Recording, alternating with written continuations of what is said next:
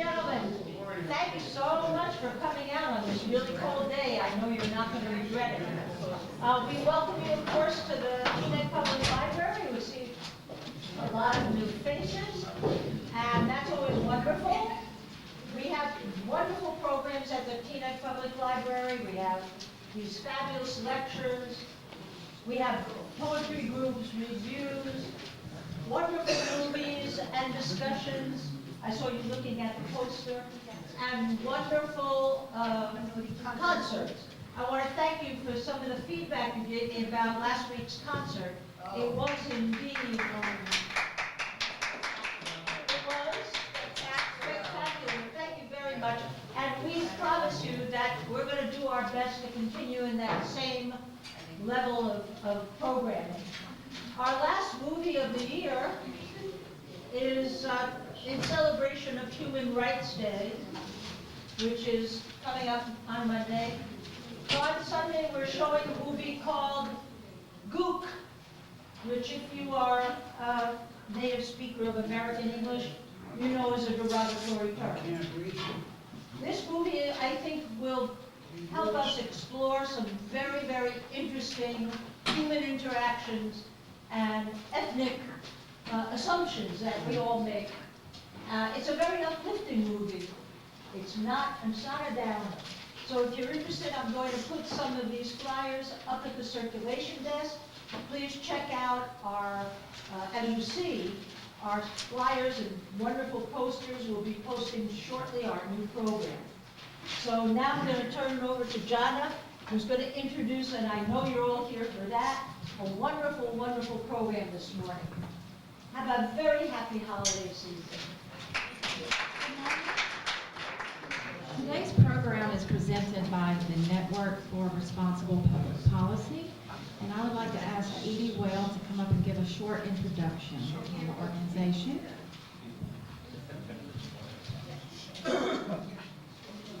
Hi, everybody, and thanks for coming. I just wanted to tell you a little bit about the Network for Responsible Public Policy, otherwise known as NFRPP. And we are a nonprofit, nonpartisan, all-volunteer organization that is dedicated to promoting our democracy and helping the public become more civically engaged and sift through all of the information, disinformation, information overload, so that we can further our democracy better. And hopefully it will also inspire you to become more civically involved. Our speakers are experts in their field. They've done a lot of research and they're well respected in their field. So I think you will enjoy this program as well as our other programs. We have today our founder and president, Rhoda Sharma. So she's sitting there. Why don't you stand up a minute? She's done a fantastic job from starting this organization from scratch to what it is today. Also, if you would like to sign up to get more information about upcoming programs and recommendations of good things to read about public policy and politics and the like, we have sign-up sheets here and on the back table. So that's it for now, and enjoy the program. Today's program is titled The Role of Science in Our Identity Politics, Biases, and Political Agendas. Our speaker teaches cultural anthropology at John Jay College of Criminal Justice, focusing on the social, symbolic, and biological sources of cognitive bias and morality. Please welcome Professor Rob Hollander.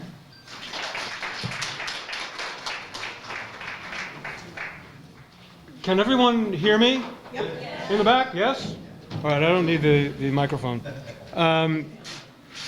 Jana, thank you for introducing. It was lovely. I'm really very pleased to be here in this library. Libraries are wonderful, public institutions, and I think, having been to many libraries, I think you should really appreciate the quality of this library. It's got a great collection, It's got a great facility, and it's a beautiful building as well. And I'm really delighted to see so many people who are engaged. What I want to present today is a problem that I've been thinking about for a while. I'm an academic linguist. That doesn't mean that I speak a lot of languages. It's just that I'm somebody who studies the structure of language and how language works. Language can tell us a great deal about two things: the structure of the mind, because language is produced by the brain, the structure of the brain, and the structure of society, because language is a reflection of our society, because the purpose of language is to communicate and share information socially. So what I'm going to look at is something that is reflective of our society, and the problem that I'm addressing here is that often when we have a political agenda, we look for evidence to support our agenda, and naturally, to defend it. But we often, and I see this often, we take the first piece of evidence that we find and we hold it up and say, look, I found proof. And that is maybe useful for public address, but it's not very good science.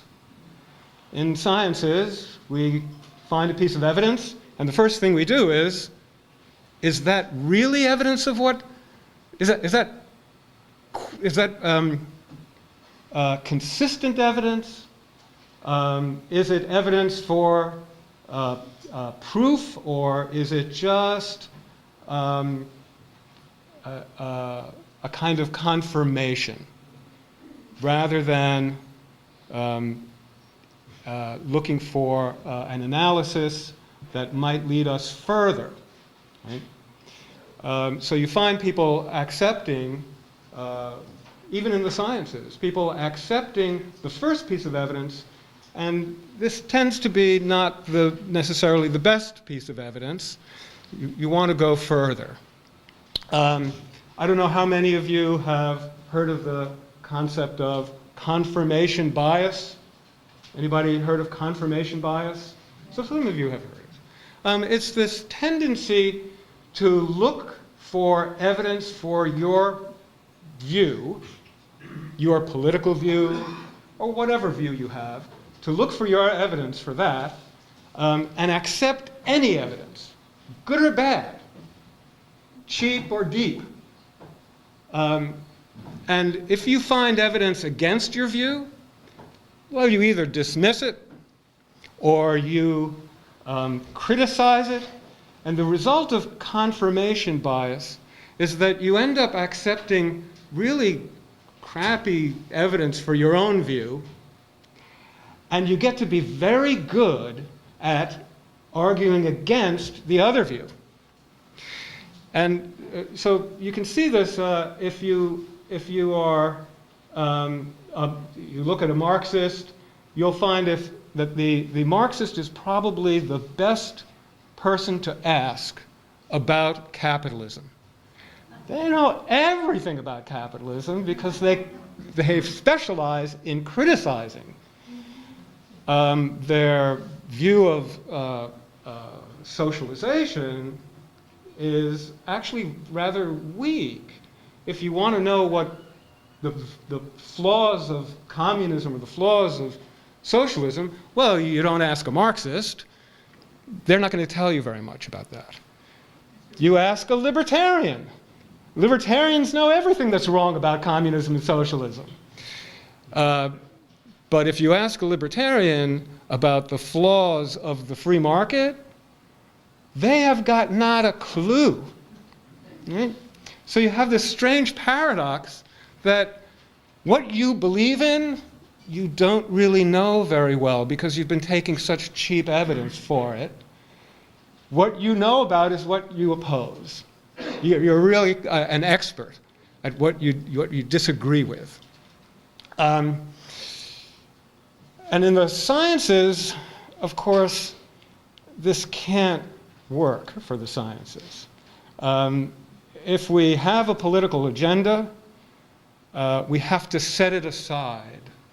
And I think people have a worry about this, that if there is an injustice, and we found some evidence for an analysis of this injustice, we found some evidence for a public policy,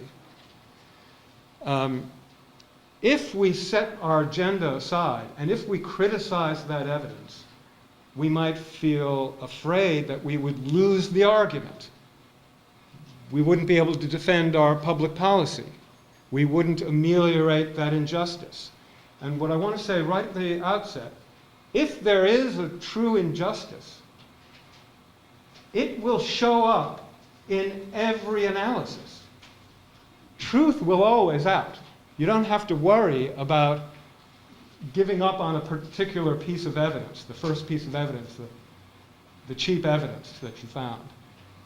You can criticize it freely because the injustice will emerge again, but in a deeper form. And it will be more illuminating because the evidence that you have finally discovered is much more revealing. That is what I'm going to try and show you today. So I think you'll find much of this quite entertaining, and I'm sure you'll have a lot of comments about it too, because of course it's controversial. Sheryl Sandberg changed the conversation about women in the workplace with her best-selling book, Lean In, which came out exactly a year ago. And now she's launching a new public service campaign to ban the word bossy. Why? Because she says it's a big part of the reason so few women make it to leadership positions. And there is some research that backs her up. We sat down at Facebook headquarters in Menlo Park to talk about the other B word. When I was growing up, I was called bossy. Sheryl Sandberg, Facebook's COO and newly minted billionaire, has launched a campaign today to ban a surprisingly powerful word. Bossy. And she's pulled together a group of celebrity friends to help her pull it off. Ban bossy. This is the other B word. We call girls bossy on the playground. We then call them too aggressive or other B words in the workplace. For the past year, she's traveled the world discussing her best-selling book, Lean In, encouraging women to embrace leadership. What we know is that stereotypes are holding women back from leadership roles all over the world. She argues those negative stereotypes get a big boost from the use of the word bossy. I've asked audiences all over the world, and this is what women face. They're bossy as little girls, and then they're aggressive, political, shrill, too ambitious as women. Did I just say I was called bossy? Were you called bossy? I was called bossy when I was in 9th grade. My teacher took my best friend Mindy aside and she said, "You shouldn't be friends with Sheryl, she's bossy." And that hurt. We know that by middle school, more boys than girls want to lead, and if you ask girls why they don't want to lead, whether it's the school project all the way on to running for office, they don't want to be called bossy and they don't want to be disliked. We decided. Okay. So is that very clear? This is the ban bossy movement. And what she's saying here is that girls are called bossy when they show leadership. But when boys show leadership, they are not called bossy. So there's a double standard. And the double standard, she thinks, emerges from our expectations of women's roles versus men's roles. After she came out with the Ban Bossy program, this was it became popular culture. So you saw Beyonce up there. I don't know if you guys recognize Beyonce. Of course, yes, okay. 5 years ago, I wouldn't have recognized her face. Uh, she got on the bandwagon.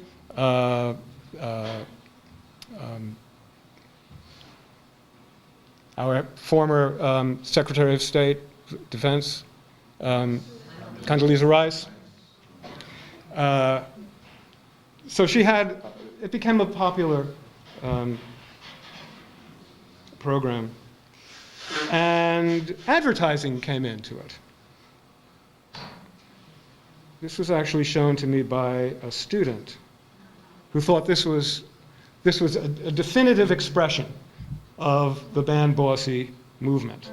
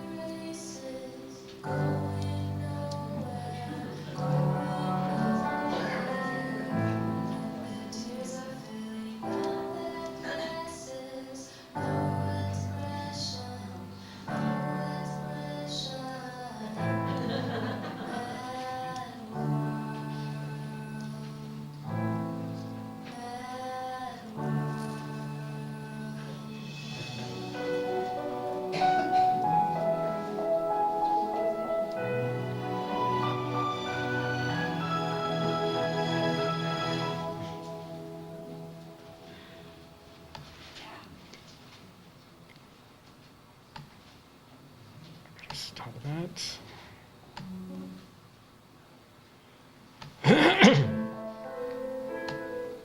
Sorry, technical stuff.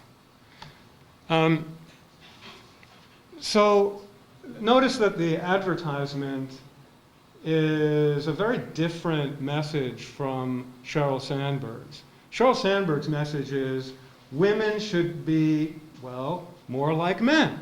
They should lean in. They should be aggressive. This advertisement is saying, oh, forget about these labels. They're hypocrisy.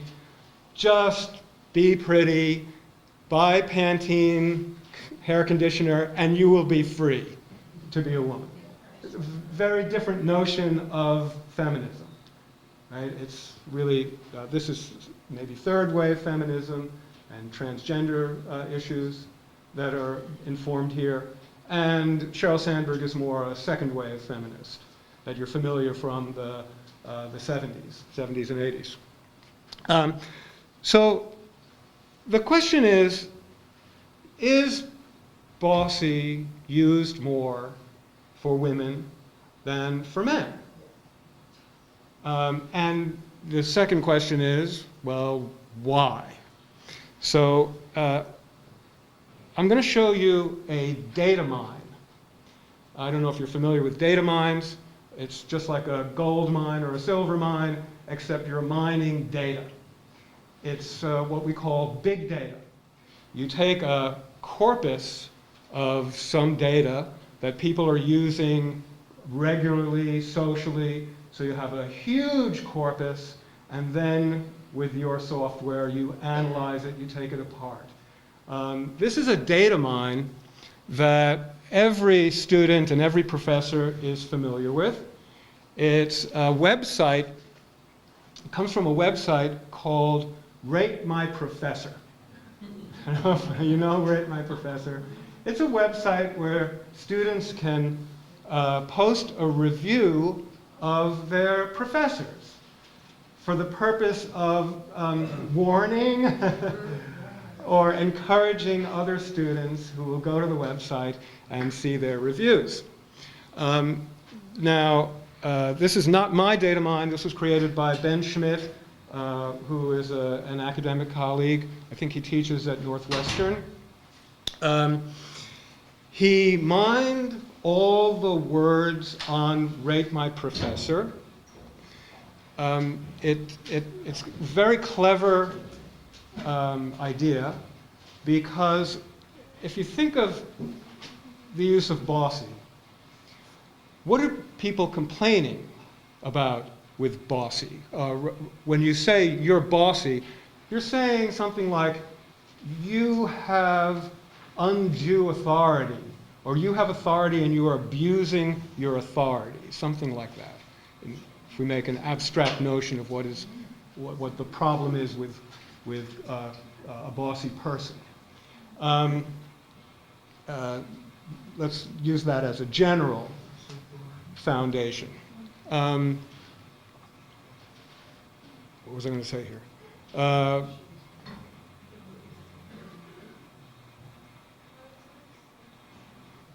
Because you looked like no, you didn't quite think that's how it is. I was just going to add, I think what's missing is also demeanor. I think bossy is used sometimes not because someone is merely perceived as exceeding authority, but the person's demeanor, the receptor of the demeanor. And I think there's gender bias. Well, here's the thing, is that we can actually look at the use of bossy in reviews of students for teachers. And the nice thing about this data mine, the nice thing about Rate My Professor, is that you can tell from the first names to about 98% accuracy of the gender of, or the sex of the instructor. Now, we don't know the gender of the reviewer because those are anonymous. But we can, with this huge volume of data, look at the use of bossy for men versus for women. This is how his website, his DataMine website appears when you go to it.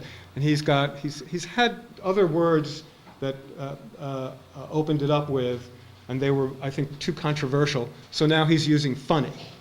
And funny is a very interesting word for instructors, because you'll notice the orange dots represent reviews for women, and the blue for men.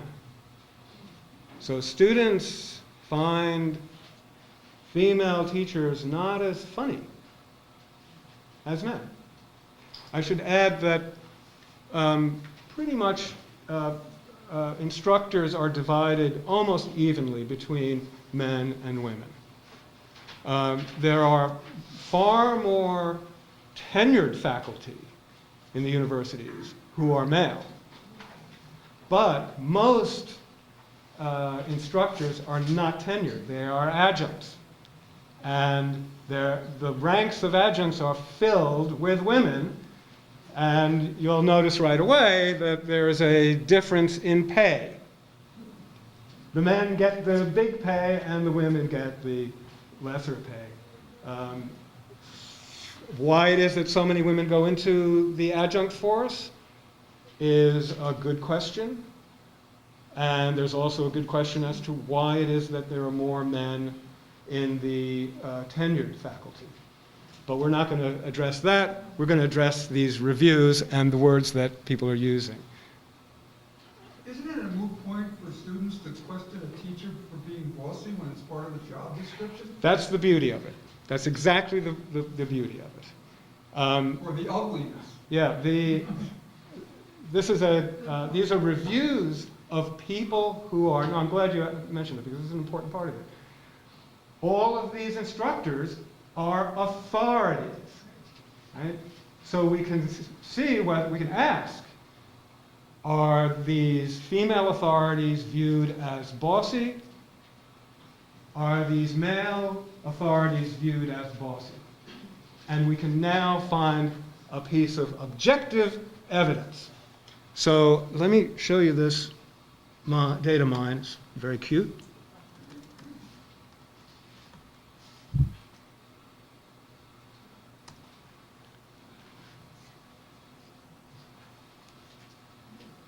There it is, right? Sheryl Sandberg seems to be right here. Bossy is used for men. That's pretty clear. But it's used for women much, much more. So we have to ask, why is that? Is it because women are bossier? Are they abusing authority more than men? Or is it, as Sheryl Sandberg thinks, that we don't want to have women in authority. We want to have women, we want to have women in the caring industry. Right? Caring, I think, is a kind of euphemism for service. You're serving children. You're serving a husband. You're serving dinner. You're serving your parents. You're taking care of people. That's service. And that's what we expect of women, yes? It's because we raise the next generation. Thank you. And I want to come back to that at the very end. It may be that women are bossier, women abuse authority more, or it may be that Sheryl Sandberg is right, that there is a double standard here. The fault here is in the reviewer and the reviewer's culture. That's really all of us. And there might be other explanations, and I want to look at another word and see what you think of this. Because remember, the view is that we accept authority from men. We don't accept authority from women. Right? Before we go to the next word, I want to point out to you the frequency. I don't know if you can see this, it's really tiny. At the bottom is the frequency of bossy. So bossy is in terms of millions of words. Bossy occurs at most less than 2 instances per million words. Now, is that frequent or is that infrequent? Let's take a look. I don't know if you can see, this is jerk.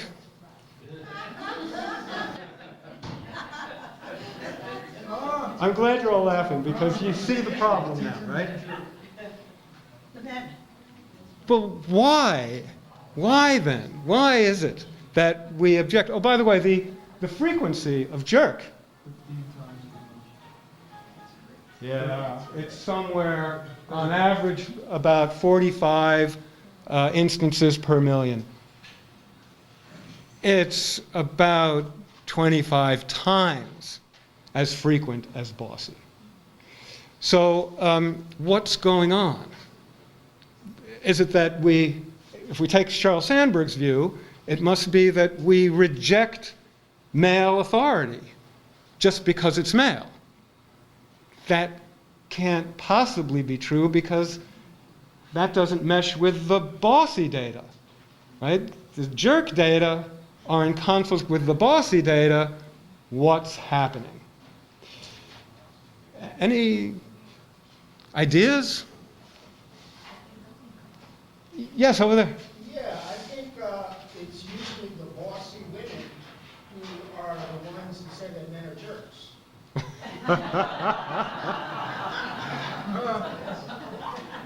That may actually be true. However, remember, it's the reviewers, our students here. But I appreciate that comment. Yes? Mainly because it depends on the situation. How so? Situation where a person can be bossy and have a right to be bossy because it's a business.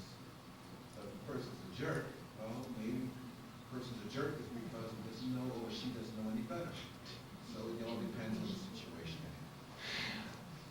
I think this is why I described bossy as abuse of authority, as a sort of general abstract. Because when does a student describe the teacher as, oh, he was a jerk? It's Got a bad mark. got a bad mark for something trivial. He gave me an F because the margins on my paper were too big or too small, whatever. Right? What a jerk. It's an abuse of authority. Let's take a look at another word. I know you all are adults, so I can use some frank language here that the kids actually use.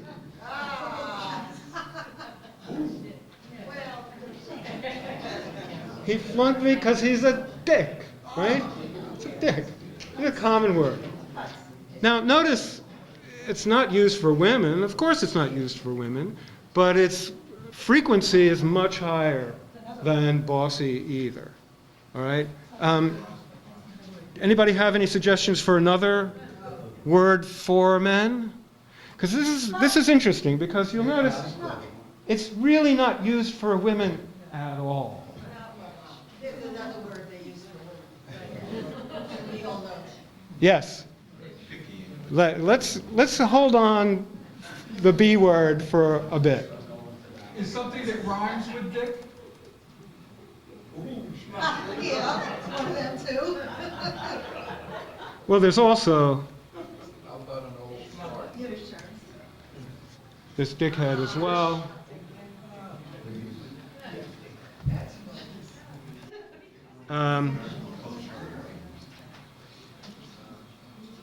Did I not spell that right? Oops.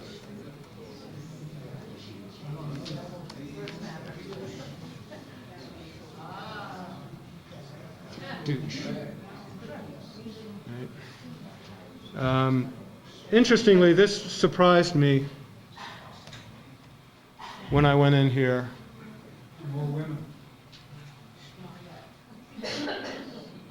In my day, that would have been the preferred word, right?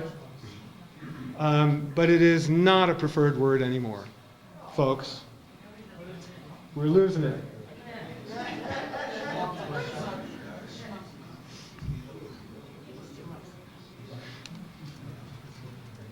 Any other suggestions for word?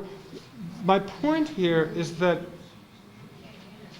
jerk, dick, schmuck, these are words specifically. They are gendered words. They're just for men, they're not for women. Bossy is a little bit different. Bossy is not gendered. It's not specifically for women. It tends to be used more often for women, but it's not meant only for women. There is the other B word, and that word is specifically for women. It's not for men, although you can use it for men, but generally not.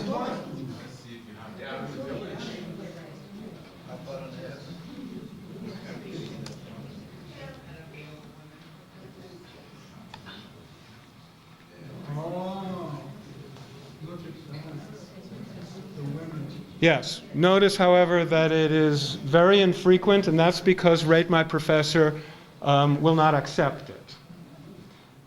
The only time you can get it in there is with an uppercase B, because their software doesn't see it as the same word. On the other hand, the equivalent of the B word for men is what? Yes, that's the word if somebody cuts you in, yeah, you roll down the word, goes a-hole.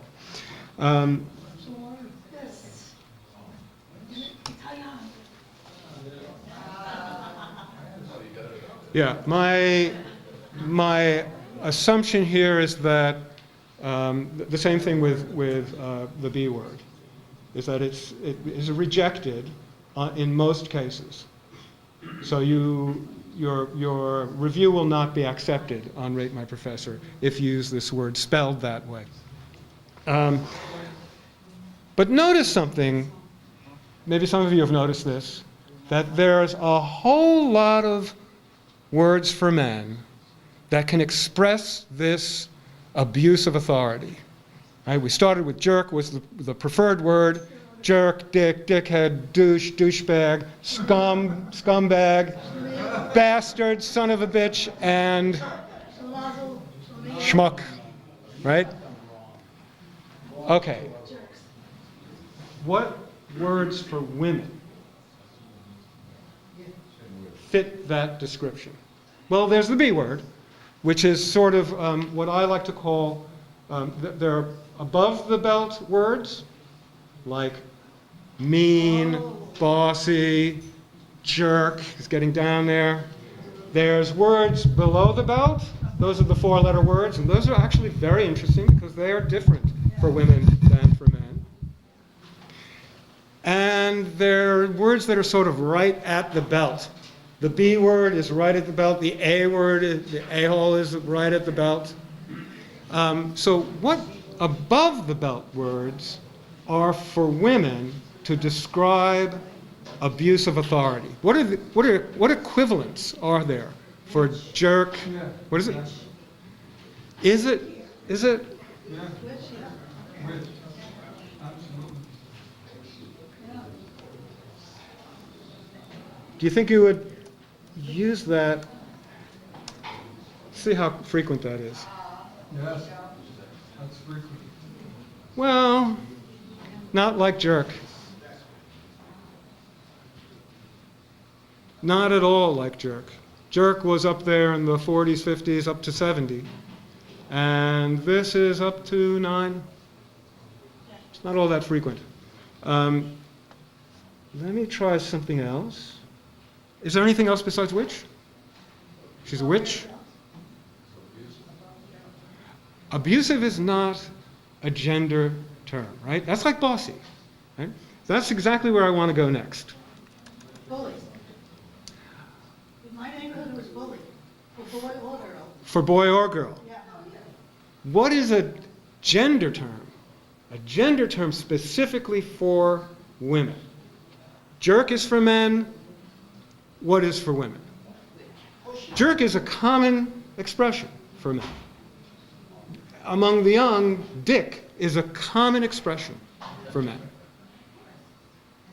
What's common for women? There's the B word, right? That's very extreme.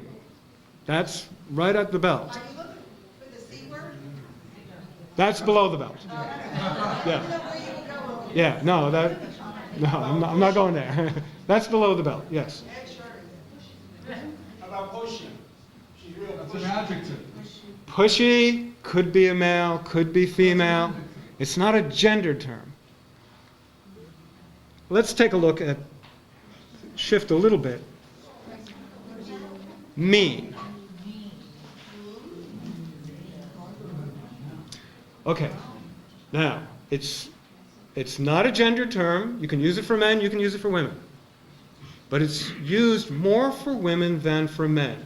Now, I want to ask you why. Now that you've seen jerk, dick, dickhead, douche, douchebag, scum, scumbag,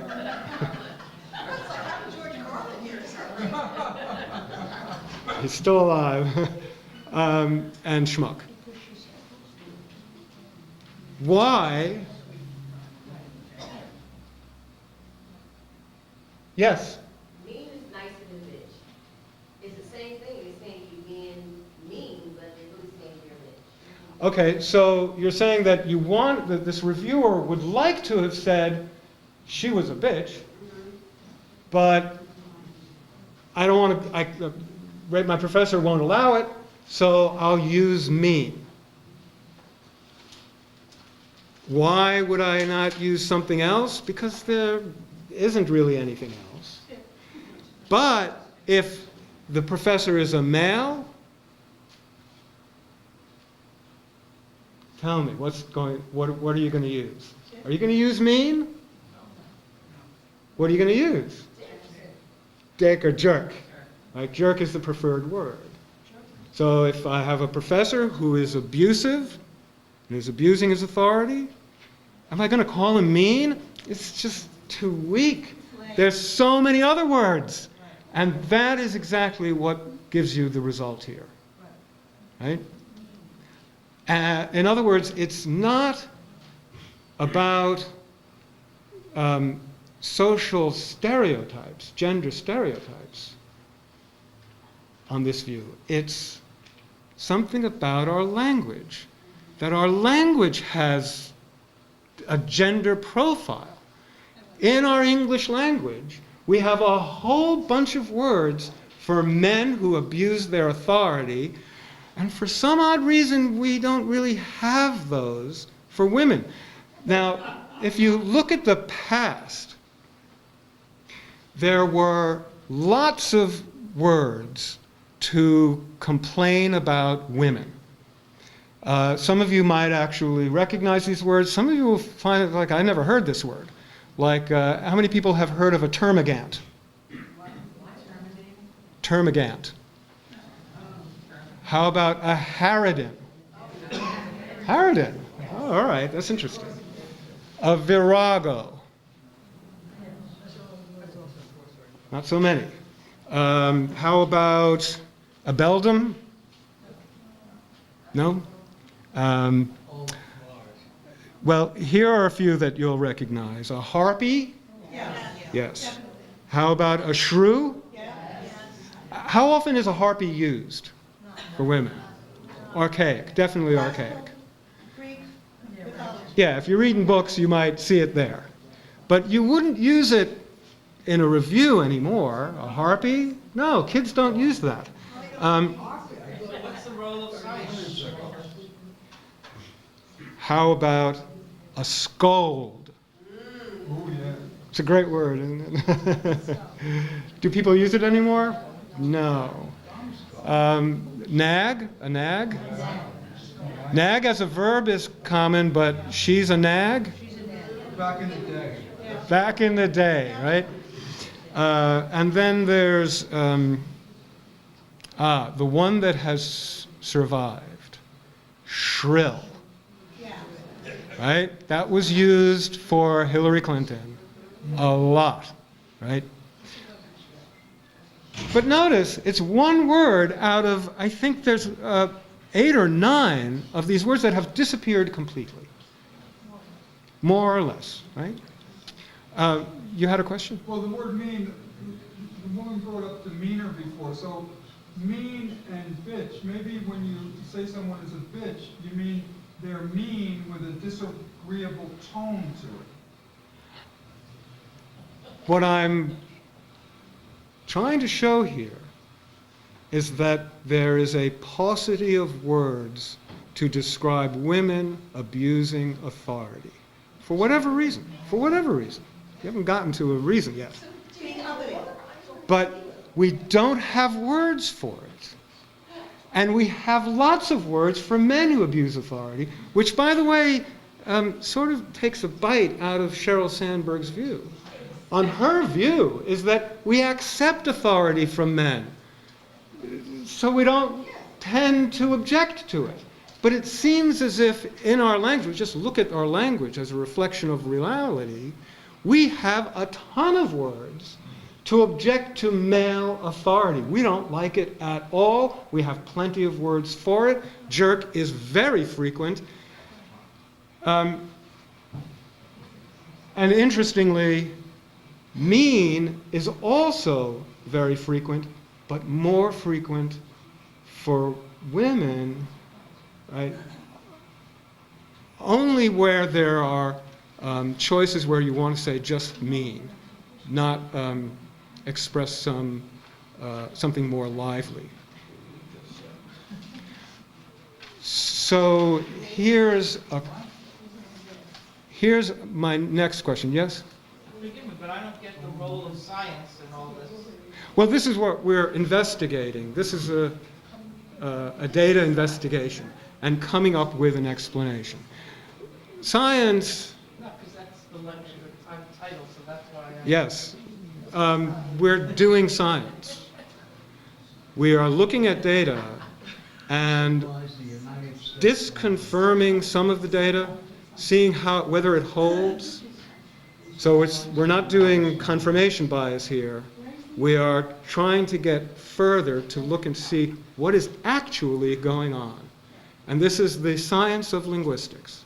And what we've already discovered is that our language has a kind of bias. So you might think, what common words do we use today to describe women negatively? Well, we can look at a few of them.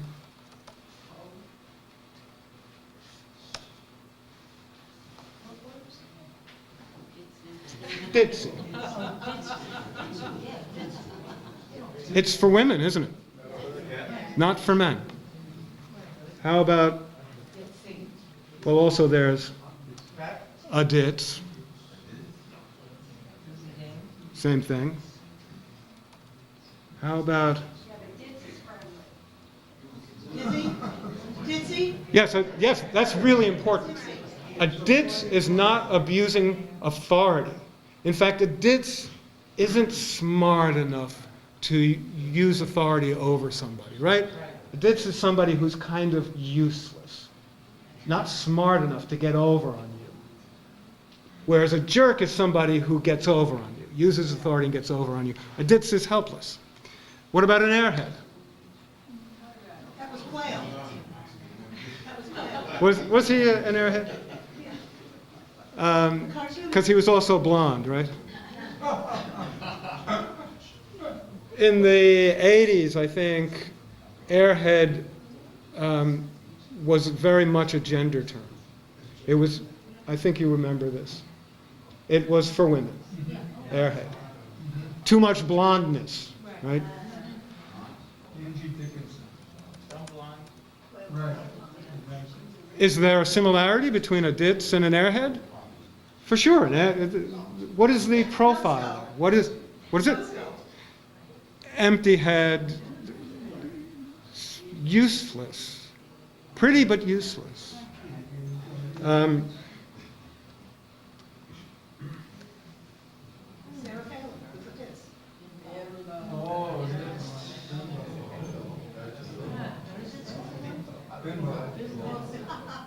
Yeah, it's being used for men more and more now.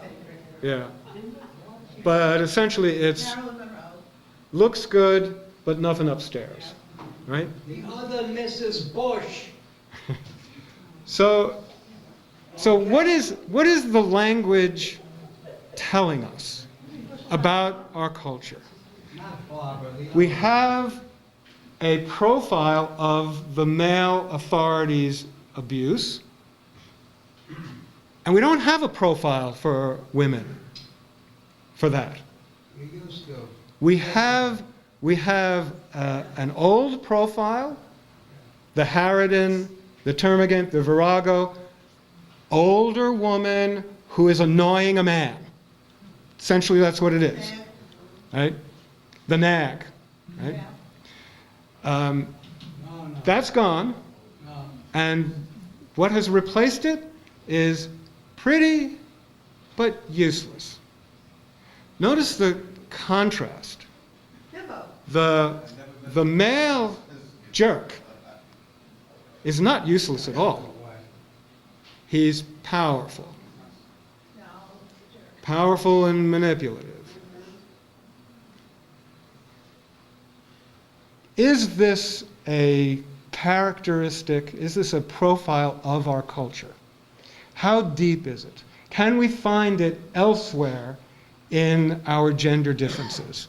And if you've done any kind of anthropology of our culture, you'll recognize it right away. I'm wearing a pair of black jeans. It has 5 pockets. Cargo pants. More, it's not even cargo pants. Cargo pants are for men also. How many pockets do cargo pants have? How many does it have, cargo pants? There's a debate here. Nobody really knows because nobody has actually explored all the pockets in the cargo pants, because pockets are a characteristic of male clothing, not of female clothing. So my pockets are deep, they're useful, they're utilitarian, and bizarrely I have pockets that have no purpose at all. But if I were looking for a pair of jeans and it didn't have the 5th pocket, the little pocket over here, I wouldn't buy them, right? And if it had a change pocket inside my pocket, I'd say, hey, I got to pay money for that, right? That's where you put your lottery ticket. Even in something so non-utilitarian as a dress jacket or a suit jacket, there are still pockets. There are inner pockets that are actually utilitarian, but then you have, the 4 pockets in front, you've got this thing, just pockets everywhere. That is a characteristic of male dress. Female dress, even when you have pockets, they go about this far, right? They're useless. They're not there to be utilitarian at all. What is the purpose of pockets? It's to hold some kind of tool. It's a tool. A cell phone is a tool. Your keys are a tool. And what are tools for? It's to control the world outside. That's what male dress is all about, pockets. Women's dress. You had your hand up for a long time, I'm so sorry. Yeah, but the point then, what I got okay, it's the culture. Well, where is the culture taking us, in positive or negative? Where, in your own opinion, is it taking us? You know, all the words that we use, that have been used consciously, subconsciously. But what is your point specifically? Since we know it's culture. Yeah, I'll tell you. Then is it a good culture? Yeah. Or is it a bad culture? Or what is it for the future? What's the point? We have a heritage of our culture. Culture is a historical fact. You don't just change it overnight. So we have a heritage of deep gender differences, right? And well, they should. We can debate about the positives and the negatives about it, but they are clearly very different in their expectations. If you want to know what it is I think about the future, I think that the public policy that has emerged from something like Ban Bossy is quite possibly not the best direction. I think it is the idea that women should be more like men cannot, to me, possibly be right, because the problems that we have in our society are due to men.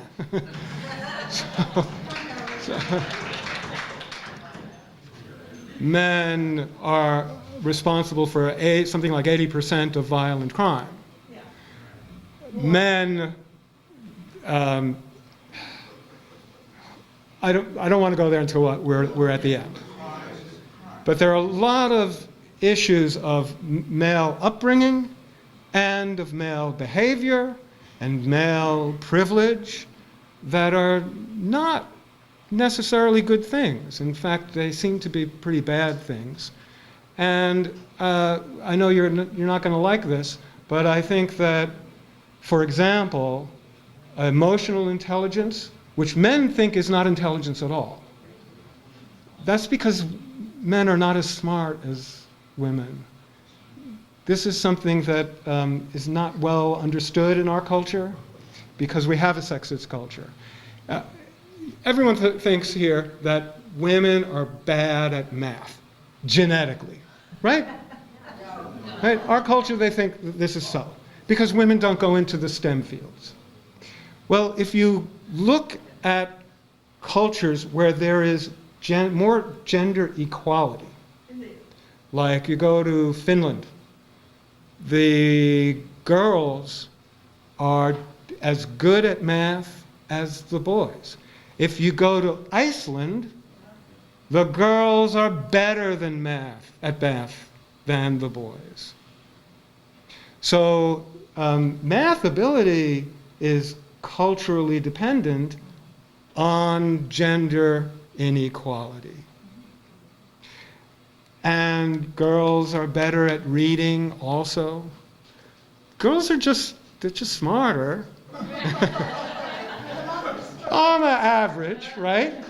Right? You know, men are taller on average. Not every man is taller. But women seem to have a lot of intelligence, and emotional intelligence is a very complex thing. It has to have this ability to see other people's views. And men are much better at certain tasks. They're much better at sort of introverted, obsessive tasks. So they make great programmers. But interactively, they are not quite as good. They're great competitors. They'll beat the hell out of you, better than a woman would.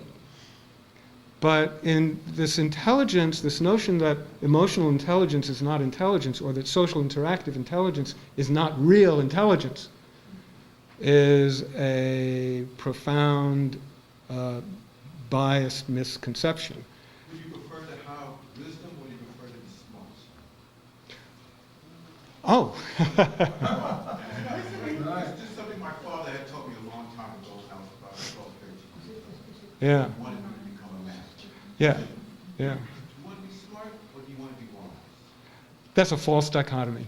That's what I truly believe that disciplinarians are people who aren't smart enough to get people to do what they want. Get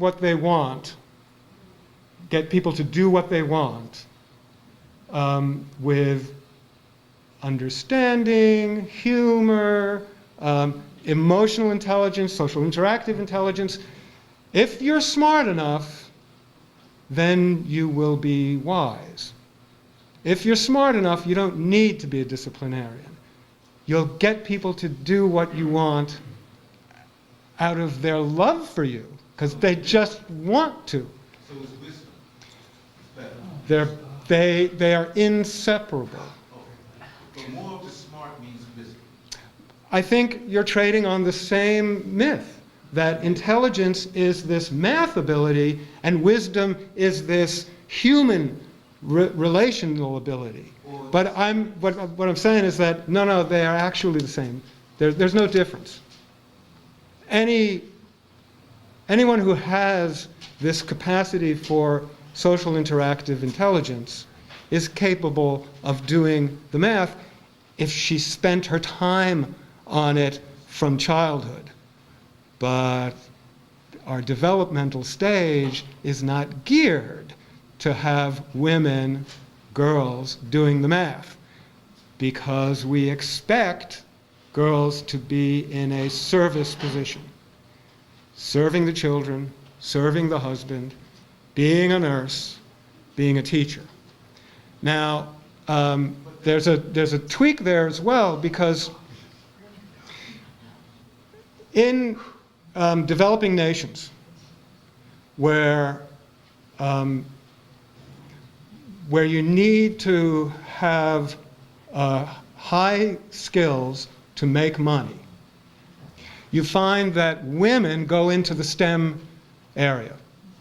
They are the engineers because they know that they can and they need to. In our culture, you find that women don't go into STEM, they go into the caring industry. It's not just because they've been cultivated to be nurses and grade school teachers. It's also because who wants to be an engineer? It's more rewarding. It's a kind of comparative advantage. You have the choice.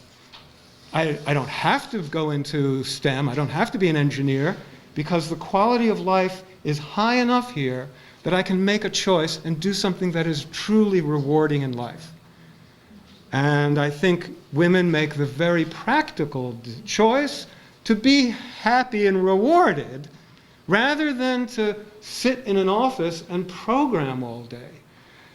Whereas there are many men who are not all that social. They're perfectly happy to sit and program all day long because they spent their childhood anyway doing video games. So it's not quite as simple as cultural stereotypes. I think you have to give some credit to women making wise choices. The problem is that they're not paid well enough, right? And that's a serious problem.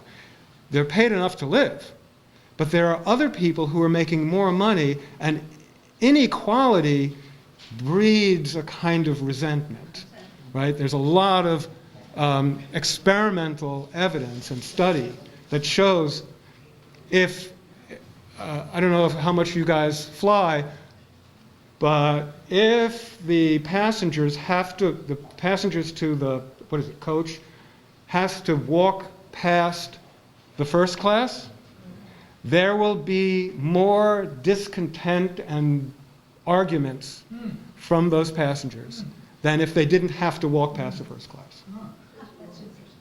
Yeah. Because you're being humiliated. You're being put in your place. So yeah, I think that the fact that women might be choosing what it is happier for them doesn't quite solve the problem. Because if they're not getting enough money from it, there's going to be some discontent. I don't know how, you guys have to, it's 11:30 already. Yeah, I haven't had a chance to say everything here, but the outcome here is exactly what you asked about, which is that it seems to me that Sheryl Sandberg is leading in the wrong direction. What we need is to have more women in corporate executive offices, not being competitive and overconfident, but intelligent and wise. So, Like for instance, my point is, if the women say, okay, I'd rather be the mother as my profession than be somebody's secretary as a profession, and I'll be more happier, then she made the right choice. But if the man also say, well, I'd rather be the farmer, but I would stay at home and do my work through my computer, and keep an eye and help my wife out with the children, that in essence would be a wise choice. He doesn't have to go to the office. So basically it comes down to choice and the financial means of everybody in their families. Correct? well, it depends on how much money you're getting paid and how much independence you have and how people perceive your work. So if you're perceived as just the homemaker and not intelligent or wise, how can you live that way? That's not a fine solution to things. Another question over here. Has there been a shift over the last 25 to 35 years? And how dramatic has that shift been? That's why I brought in termagant, virago, all of these terms. That's been a huge change. Well, I don't mean in the words. But yes. Yeah, let me make a comment about this. There's a difference between tolerance and acceptance, right? So here's an anecdote.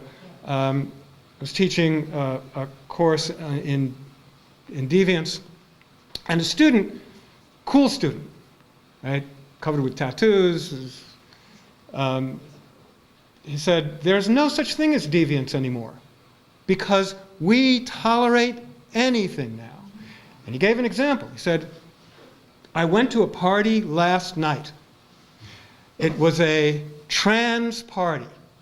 There were gay people, there were trans people, there were straight people. I went there with my girlfriend. Right? You're laughing. Yeah. Why did he mention the girlfriend? Why didn't he just say, I went to the party? Because his sexuality would be impugned, and if a heterosexual male in this culture is impugned in his sexuality, within 5 seconds, the girlfriend is mentioned, the ex-girlfriend is mentioned, or the blunt, I'm okay with gay, but I'm not gay. I'm not gay, but, right? If there's anything wrong with that. If there's not anything wrong with that, right. So there is tolerance in this society, but there's still stigma. Yes. And you can't get that stigma out overnight. Yeah. You said there's 20 times more descriptive words for the men as there are for the women. Isn't that a function, in authority kind of positions, isn't that a function of the women have only really been in these figures for the last 50 years, and 100 years down the road, it might change the language?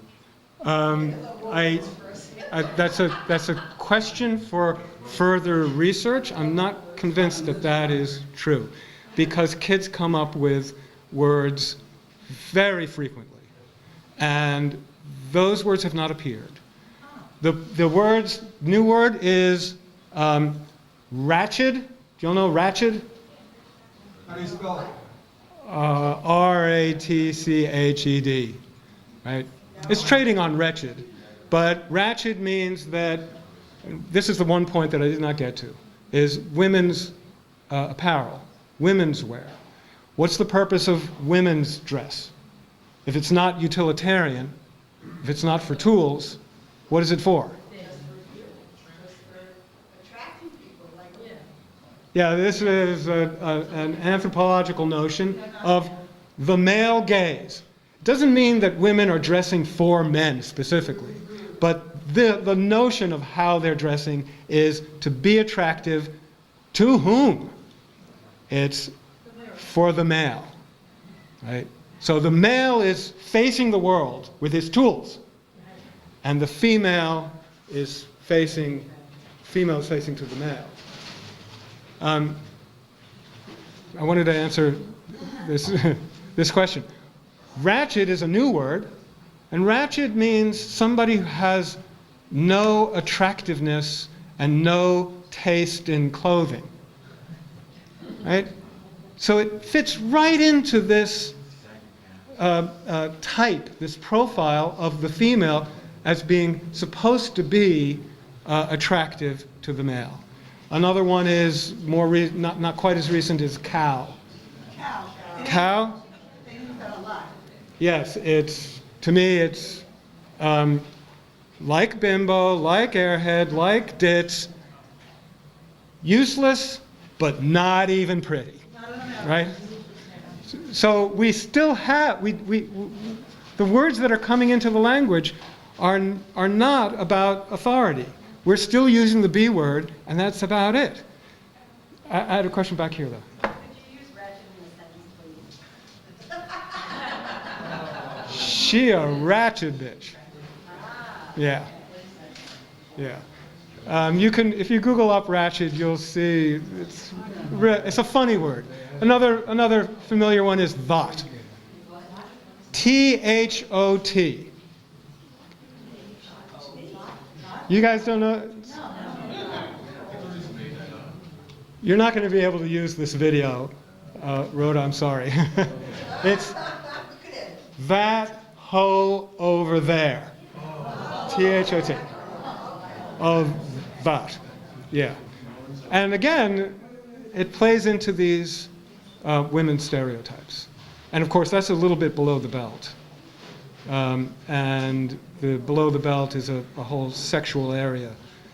Yes? John Jay is a very special type of college. How does the administration deal with John Jay's problems of recent? Not very well. Thank you. I shouldn't probably say that, but they're in a tough spot. Okay, this scandal has emerged from in the midst of the Me Too movement, so it is very much a public relations problem for them. I can't speak for them, but the process is still going on. Okay. Especially for John Jay. You know, the type of... That makes it all the more difficult for them, right? Because there is supposed to be a presumption of innocence. But Me Too has eroded that notion of presumption of innocence with the presumption that an accusation that has no, perhaps, that might have no evidence, for example, should still be taken seriously. And there are such accusations. And specifically, sexual accusations have this character. They're just between two people. So here's a little area of justice that we don't have an adequate means to deal with. So I was really about how John Jay approaches this particular psychological matter, besides physical, psychologically. As it happens, the scandal occurred in my department. Wow. Yeah. So we've been dealing with it for, I don't know, it's like 4 or 5 months. What is your department called? It's the anthropology department. Anthropology? Yeah. Oh, my favorite subject. So if there aren't any other questions, thank you. Thank you. Can you repeat what gratitude is again? It's a person with, a woman with no class, no style, no taste. So really bad clothing,